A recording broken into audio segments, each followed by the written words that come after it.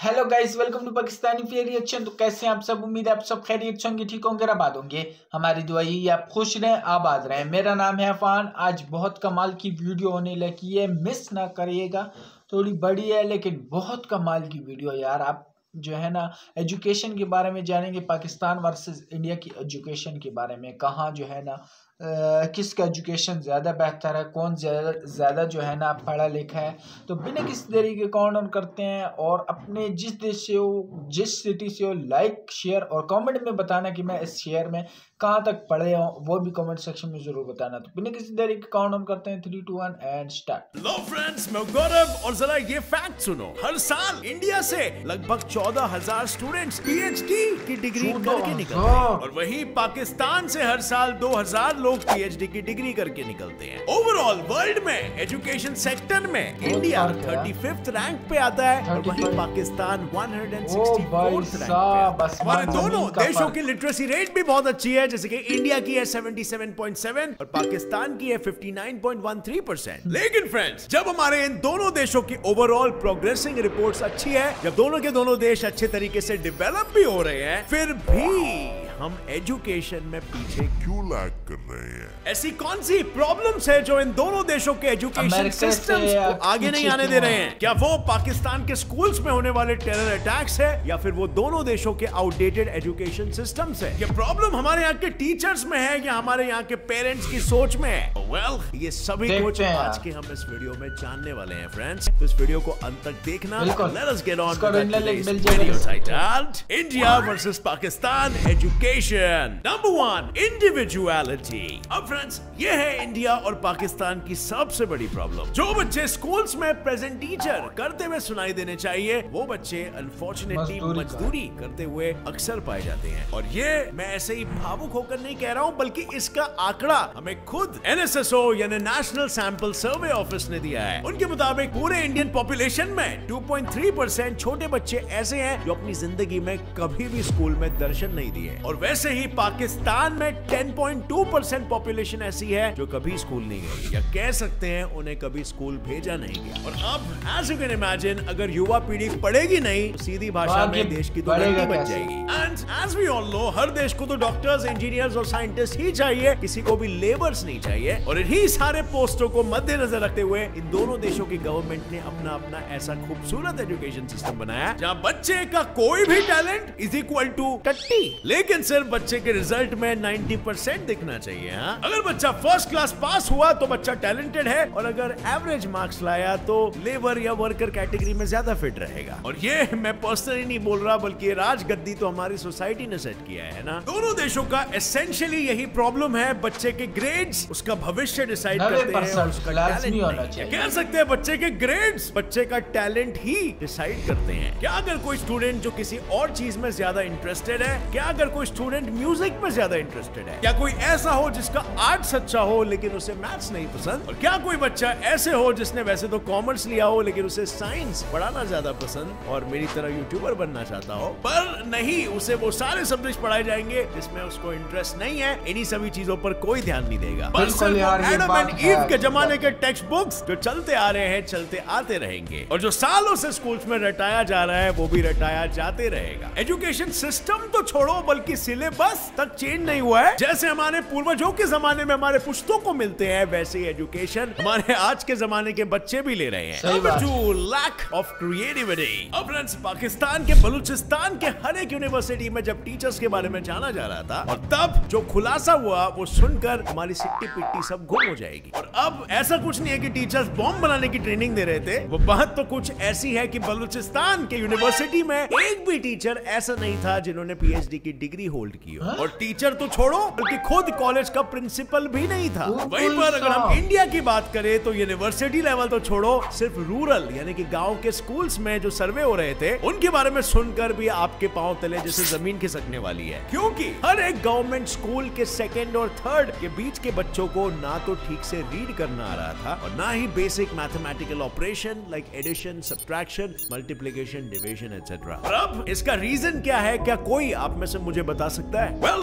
अगर आप नहीं बताओ कोई बात नहीं, मैं बता देता हूँ। मेन रीजन है हमारा एजुकेशन सिस्टम। इंडिया और पाकिस्तान दोनों देशों में 90% फोकस थियोरेटिकल नॉलेज पे दिया जाता है और सिर्फ 10% ही प्रैक्टिकल नॉलेज पे। और अब यार कॉमन सेंस है, तुम मुझे ये बताओ, आगे चल के कोई भी बच्चा जॉब में पेपर्स लिखने वाला है क्या? ऑब्वियसली राइट, प्रैक्टिकली कुछ काम करेगा, है ना? शायद कंप्यूटर में कोड लिखेगा, वेबसाइट डिजाइन करेगा या डेवलप करेगा, या मे भी हो सकता है एक फुटबॉलर बन जाए। और अब फुटबॉलर बनने के बाद वो गोल स्कोर करेगा कि लिखेगा पेपर में कि गोल कैसे स्कोर किया जाता है। जाहिर सी बात है फ्रेंड्स, हमारे इन दोनों कंट्रीज को एप्लीकेशन प्रैक्टिकलिटी बेस्ड स्टडीज लानी होगी, जिसमें प्रैक्टिकल नॉलेज और स्किल को ज्यादा महत्व मिल रहा है। देखो, मेरा पर्सनल ओपिनियन है, थियरी इज इंपॉर्टेंट, लेकिन जितना हम उसे इंपॉर्टेंस दे रहे हैं उतना असल में नहीं है, उससे कई ज्यादा प्रैक्टिकल नॉलेज इंपॉर्टेंट है। और अब 2019 की AISHE यानी कि all India survey on higher education की रिपोर्ट को ही देख लो। रिपोर्ट में साफ साफ शब्दों में बताया गया है कि 2019 के पास आउट हुए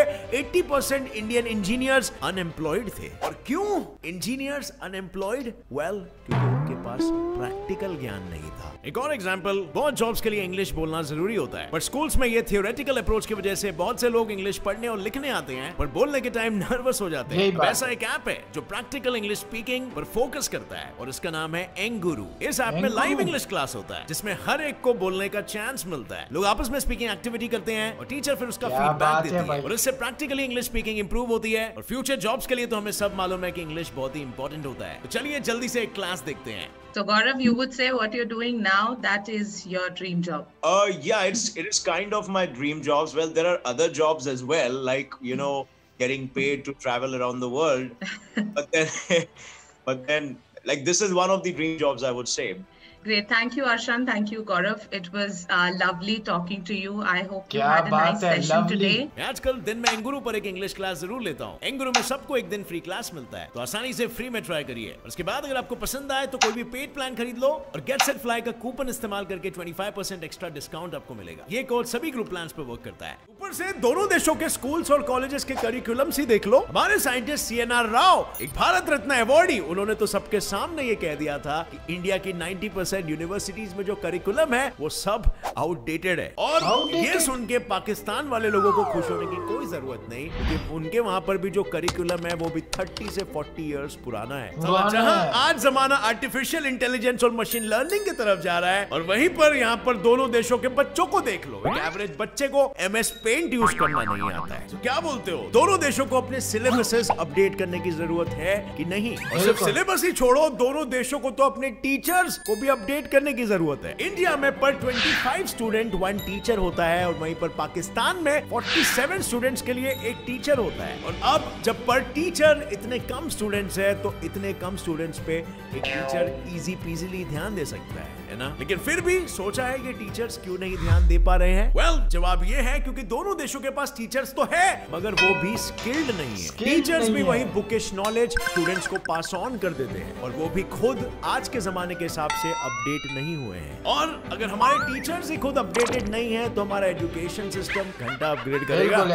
इस टॉपिक पर थोड़ा डिटेल में हम आगे चर्चा करेंगे, लेकिन इससे पहले आइए दोनों देशों की स्कूलिंग पैटर्न पे थोड़ा नजर डालते हैं। Number 3, practical school working. Well friends, देखो आप सभी ये सब देखो, ये है इंडिया के एक किसी स्कूल का टाइम टेबल और ये देखो ये है पाकिस्तान के एक स्कूल का टाइम टेबल। और जरा रुको, अपने बचपन की यादों में खोने के लिए कहा था मैंने। ये पिक्स मैंने इसीलिए बताया क्योंकि मैं कुछ सिमिलैरिटीज आपको प्रेजेंट कर सकूं कि दोनों देशों में इंग्लिश, हिस्ट्री, साइंस, मैथ्स ऐसे सब सब्जेक्ट्स को इंपॉर्टेंस तो जरूर दी जा रही है, लेकिन क्या किसी को भी यहाँ पर म्यूजिक, क्राफ्ट, PT, ड्राइंग के एक भी लेक्चर दिखे? क्या जरूरत है, किसी बच्चे के अंदर की क्रिएटिविटी थोड़ी निकालनी है, उनको किताबी कीड़ा जो बनाना है। और अगर हम बात करें दोनों देशों की टीचिंग टेक्निक्स पर, तो चलो माना कि आजकल डिजिटलाइजेशन दोनों देशों की एजुकेशन सिस्टम में आया जरूर है, पर अब तक क्या था, वही बोर्ड पर लिखते टीचर्स और पीछे चिल्लाते हुए बच्चे। अब माना कि इंडियन एजुकेशन सिस्टम पाकिस्तान से भले ही रैंक में आगे हो, पर अगर हम ऐसी सारी चीजों को कंपेयर करें तो ये दोनों एक ही प्लेन पे है, क्योंकि दोनों एजुकेशन का पैटर्न या फिर कहे तो फ्लो भी सेम ही यूज करते हैं। जैसे कि दोनों देशों में पहले प्री प्राइमरी का एजुकेशन होता है, फिर प्राइमरी का, फिर मिड स्कूल, फिर हाई स्कूल, अंडर ग्रेजुएट और फाइनली पोस्ट ग्रेजुएट कोर्सेज। जैसे इंडिया में एसएससी और एचएससी है, वैसे ही पाकिस्तान में भी एसएससी और एचएससी है। और जैसे हमारे इंडिया में सीबीएसई और आईसीएसई जैसे इंटरनेशनल बोर्ड्स है, वहीं पाकिस्तान में भी बीआईएसई और आईजीसीएसई जैसे इंटरनेशनल बोर्ड्स है। और बस फर्क ये है कि पाकिस्तान के पास ज्यादा स्कूल्स नहीं है, यानी कि सिंपल लैंग्वेज में कहा जाए तो इंफ्रास्ट्रक्चर थोड़ा वीक है। अगर हम वहां के काउंट देखें तो पाकिस्तान में 9.7 करोड़ स्टूडेंट्स हैं, जबकि 198 यूनिवर्सिटीज, 1468 कॉलेजेस और 28,072 स्कूल्स हैं। और वहीं पर अगर हम इंडिया की बात करें तो यहाँ पर तो सिर्फ हमारे स्टूडेंट्स ही 31.5 करोड़ हैं, जो कि पाकिस्तान के पूरे पॉपुलेशन का 4 गुना ज्यादा आंकड़ा है। और ऊपर से हमारे पास 875 यूनिवर्सिटीज, 40,000 कॉलेजेस, 18.8 लाख स्कूल्स हैं। और ये दोनों के बीच का कंपैरिजन आप यहीं पर देख सकते हो। पाकिस्तान के पास इंफ्रास्ट्रक्चर कितना कम है, और यही कम इंफ्रास्ट्रक्चर होना पाकिस्तान के एजुकेशन के लिए एक बड़ी बाड़ा बन सकता है। Number 4, do not play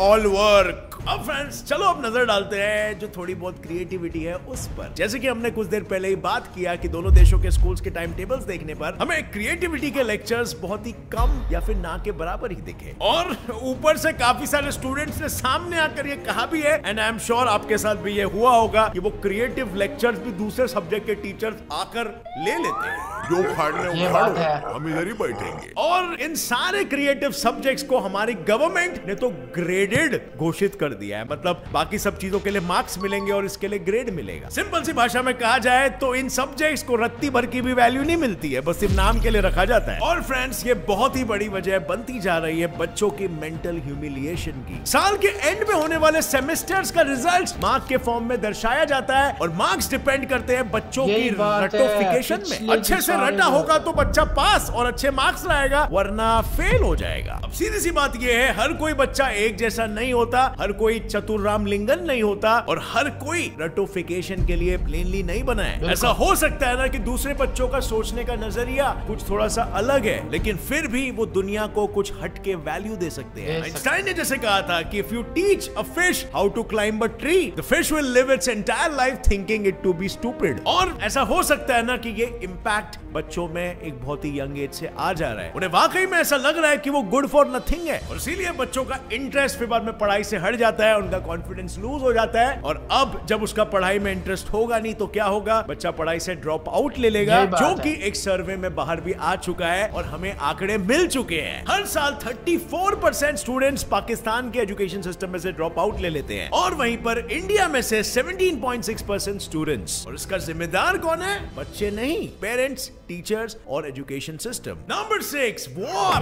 on terrorism. अब फ्रेंड्स क्या लगता है, क्या बस इतनी सी प्रॉब्लम्स है? वेल, बिल्कुल भी नहीं। दो मेन प्रॉब्लम्स की तो बात हमने अब तक की नहीं है। जहां फर्स्ट है टेरर अटैक्स, क्योंकि टेररिस्ट अटैक्स पाकिस्तान के स्कूलों में बहुत ही बढ़ते जा रहे हैं। और न्यूज रिपोर्ट्स की माने तो 2000 से लेकर 2008 के बीच में पाकिस्तान में 82, और अगर ये आंकड़े आपको ज्यादा लग रहे हैं तो ये भी सुन लो, 2008 से लेकर 2013 के बीच में 642 अटैक्स हुए हैं, मतलब जेंडर इनइक्वालिटी। अब फ्रेंड्स जो दूसरा सबसे बड़ा इशू दोनों कंट्रीज फेस कर रहे हैं वो है जेंडर इनइक्वालिटी। अगर हम परसेंटेज की बात करें तो इंडिया में 84.7% मेल्स लिटरेट है, और वहीं पर 70.3 फीमेल्स लिटरेट है। और वहीं दूसरी तरफ पाकिस्तान में 71.12% मेल्स लिटरेट है और 46.47% फीमेल्स लिटरेट है। और इन आंकड़ों से ये क्लियर कट पता चलता है कि कहीं ना कहीं हमारी सोसाइटी फीमेल्स की एजुकेशन को इतना वैल्यू नहीं देती है। अब दोनों देशों ने काफी इनिशिएटिव लिया है। यहाँ पर पाकिस्तान ने शुरू किया है राइट टू एजुकेशन, जिसमें उन्होंने लड़कियों के लिए स्कूलिंग कंपलसरी और फ्री कर दिया है। और वहीं पर हमारे इंडिया में बेटी बचाओ बेटी पढ़ाओ जैसे कई सारे योजनाएं हैं, जहाँ लड़कियों के लिए एजुकेशन फ्री है। बेटी बचाओ बेटी पढ़ाओ महिला एवं बाल विकास मंत्रालय द्वारा जनहित में जारी। इस माइंडसेट का भी तो कुछ करना पड़ेगा ना, थोड़ा टाइम लगेगा ये माइंडसेट को निकालने के लिए। वेल, गवर्नमेंट की तरफ से इसके अलावा अगर एक लड़की के अच्छे स्कोर्स आते हैं तो गवर्नमेंट अपनी तरफ से लड़कियों को स्कॉलरशिप्स और प्रोडक्ट्स जैसे कि साइकिल्स और लैपटॉप्स भी गिफ्ट करते हैं एज एन एनकरेजमेंट। और द गुड न्यूज इज कि ये सारे इनिशिएटिव्स काम कर रहे हैं कि हमें दोनों देशों में फीमेल लिटरेसी रेट बढ़ते हुए नजर आ रही है। और अब बस हमें उस दिन का इंतजार है जब मेल्स और फीमेल्स में इक्वल लिटरेसी रेट होगी। Number 7, government initiatives. अब फ्रेंड्स, लड़कियों की पढ़ाई के अलावा भी दोनों देशों के गवर्नमेंट्स ने काफी सारे इनिशिएटिव लिए, जैसे कि पाकिस्तान का ही देख लो। कोरोना के इस काल में वहाँ के लोगों के घरों में, काफी सारे बच्चों के घरों में इंटरनेट नहीं था, और अब क्योंकि वहाँ के बच्चे भी पढ़ पाए, इसीलिए पाकिस्तान की गवर्नमेंट ने टीवी पर ही टेलीस्कूल करके एक चैनल ही लॉन्च कर दिया, जहाँ सुबह के 8 बजे से लेकर शाम के 6 बजे तक सारे स्टैंडर्ड्स के लेक्चर्स शेड्यूल किए गए थे। And that's truly a great initiative. हमारी गवर्नमेंट भी इस संदर्भ में कुछ कर सकती थी, और अब दोनों देशों की गवर्नमेंट्स ये ट्राई कर रही है एजुकेशन को आगे लाने के लिए, और इसीलिए इंडियन गवर्नमेंट भी हर साल अपने जीडीपी में से 4.6% एजुकेशन में इन्वेस्ट करती है। 4.6% पिछले कुछ दशकों से काफी ज्यादा है, और वो आंकड़ा कुछ 2.7 लाख करोड़ है। और वहीं पर पाकिस्तान की गवर्नमेंट अपने जीडीपी में से 2% इन्वेस्ट करती है एजुकेशन सेक्टर पर, यानी कि नंबर वैल्यूज में 26,000 करोड़। और तो और फ्रेंड्स, जैसे आपको पता है, इंडियन गवर्नमेंट ने 2020 में अपना एजुकेशन सिस्टम हल्का सा चेंज करने का साहस रखा है, और इस टॉपिक पर हमने एक डिटेल्ड एक्सप्लेनेशन वीडियो बनाया है। अगर आपको वो देखना है तो वीडियो खत्म होने से पहले ऊपर आई बटन दबा के देख लेना। Basically Indian new education policy में जो भी हमारा एजुकेशन सिस्टम होगा, वो बच्चे के टैलेंट पर फोकस करेगा और क्वालिटी एजुकेशन पे फोकस करेगा, ना कि उसे तोते की तरह हटाएगा। अब तक जो ग्रेडेड सब्जेक्ट्स थे उन्हें भी इक्वल इंपॉर्टेंस मिलेगा। और अब फ्रेंड्स, मैं तो ये जानता हूं कि मेरे मेजॉरिटी सब्सक्राइबर्स यूथ हैं, जो स्कूल और कॉलेज गोइंग स्टूडेंट्स हैं, और अब तुम मुझे नीचे कमेंट्स में बता सकते हो कि ऐसी कोई इशू अगर होगी जो मैंने इस वीडियो में कवर नहीं किया है और वो तुम फेस कर रहे हो, तो वो भी हाईलाइट कर सकते हो और हम उस पर डिस्कशन छेड़ सकते हैं। And even I am sure ये वीडियो लोग पाकिस्तान में भी देखेंगे। अगर आपके पाकिस्तानी एजुकेशन सिस्टम में कुछ ऐसी बात है जो मैंने इसमें कवर नहीं किया है, तो वो भी नीचे कमेंट करना। अगर आप नए हो इस चैनल पर तो अभी गेट सेट। यार बिल्कुल, भाई ने एक बहुत बड़ी मिसाल दे दी, एक बहुत अच्छा लगा ऐसे कि यार ना इनकी जो है ना बुक्स जो है वो तब्दील हो रही हैं, जो पिछले कई सालों से पढ़ाया जा रहा है वो भी आज तक पढ़ाया जा रहा है, वही वहाँ पढ़ाया जा रहा है। और पाकिस्तान की बात की जाए, वो पाकिस्तान के स्कूल्स ना चेंज हो रहे हैं, जैसे इंडिया की एजुकेशन अब बहुत आगे हो चुकी है। अब वो एजुकेशन नहीं रही, बल्कि वो इतना बढ़ावा दे रहे हैं, इतने इतने बच्चे होते हैं वो सिर्फ अपनी एजुकेशन के बारे में इंग्लिश ऐसे फटाफट बोलते हैं कि वो अंग्रेज़ भी हैरान हो जाते हैं कि यार ये क्या बोल रहे हैं। बाकी पाकिस्तान की रही वो सोच, सिर्फ इनकी यही है, पाकिस्तानियों की सोच ये होती है बच्चों की कि हमने कश्मीर फतह करना है, ये करना है, वो करना है। इंडिया जो है ना वो बहुत आगे बढ़ चुका है, वो अब जो है ना बहुत, और म्यूज़िक्स में आप देख लो, हर एक फील्ड में आप चेक कर लो, इंडिया बहुत आगे चला गया है। और दूसरा बात ये है कि बच्चों को जो खुशी होती है कि मैंने आर्ट्स लेना है तो फिर वो आर्ट्स ही ले, और माँ बाप उनको कहते हैं कि नहीं आपने आर्ट्स नहीं बायो लेना है। तो इस वजह से भी है ना बच्चा बहुत कंफ्यूज हो जाता है, वो पीछे कदम लेता है, वो कहते हैं मैंने पढ़ना ही नहीं है, मुझे जो है ना सिर्फ मजदूरी करनी है। उनके यही जो है ना ज़हन बंदे को ख़राब करता है। लेकिन आगे जो दौर आ रहा है बहुत कमाल का दौर आ रहा है। और दूसरा ये कि इंडिया ने बहुत जो है ना पिछले उससे बहुत ज़्यादा कोशिश की है, और बड़ी बड़ी इंडस्ट्रीज़ में आप चेक करें, बड़ी बड़ी कंपनियों में आप चेक करें, वो सबसे CEO आप चेक करें, माइक्रोसॉफ्ट वर्ड, एक मिसालें हैं कि इंडियंस वहाँ पे बैठे हुए हैं। और पाकिस्तानी जो है ना अगर दुबई चले चाहे सऊदीया चले जाए, जिधर चले जाए, मजदूर की मजदूर ही रहें। ज़्यादा जो मजदूर में है वो पाकिस्तानी है। क्यों है यार? वो जो है ना वैसी फैसिलिटीज़ नहीं मिल रही। अभी जो है ना एजुकेशन के बारे में और बढ़ावा देने के अलावा इनको जो सरकारी स्कूल है वो ख़त्म कर रहे हैं पाकिस्तानी अवाम, बल्कि वो उसको प्राइवेट कर रहे हैं। तो ये गलत है यार। जो इंडिया में तो जो है ना फ्री पढ़ाने की कोशिश कर रहे हैं कि यार फ्री पढ़े, लेकिन हर बच्चा पढ़े। अब जो है ना सरकारी स्कूल से आप जो है ना प्राइवेट को कर रहे हो, तो ये तो बहुत गलत है ना। और जो पढ़ रहे हैं उनको भी जो है ना तकलीफ होगी। और आजकल महंगाई इतनी है कि नहीं पढ़ाया जाता। जो भी स्कूल्स है अब वो बच्चे स्कूल से निकाल रहे हैं 18, 19, 80, 90 रुपये, 20 रुपये फीस होती है गवर्नमेंट स्कूल की, और उनको किताबें फ्री दी जाती है। अगर वही जो है ना प्राइवेट से जो सरकारी से प्राइवेट हो जाए तो उनकी 2000, 3000 महीना फीस होती है, तो वो बच्चे को निकालेंगे ही पाकिस्तान में। तो ये बहुत गलत हो रहा है। और टीचरों के साथ भी बहुत गलत हो रहा है, उनको जो है ना आगे पेंशन नहीं दी जा रही। पाकिस्तान में तो ये बहुत बुरे हालात चल रहे हैं। और इंडिया में यार एजुकेशन के हवाले से हर एक चीज़ के बारे में बहुत अच्छे जा रहे हैं, वो जो है ना फ्री पढ़ाने की कोशिश कर रहे हैं। और हमारे पाकिस्तान चेंज नहीं हो रहा, लेकिन इंडिया जो है ना वो काफ़ी चेंज हो चुका है, बहुत आगे बढ़ चुका है यार एजुकेशन के बारे में, हर एक फील्ड के बारे में। बच्चा जो है ना उसको सपोर्ट किया जा रहा है, उसको जो है ना डिमोनेटाइज नहीं किया जा रहा है, उनको जो है ना मोनेटाइज किया जा रहा है। तो यार ये फ़र्क है। आपका क्या कहना है कमेंट सेक्शन में ज़रूर बताएं। मुझे तो इंडिया के बच्चे बहुत अच्छे लगे कि उनसे बच्चे से पूछा जाए ना तो वो भी खुशी से जवाब देते हैं हर एक चीज़ के बारे में। तो आज के लिए इतनी, तब तक के लिए अपना ख्याल रखिएगा।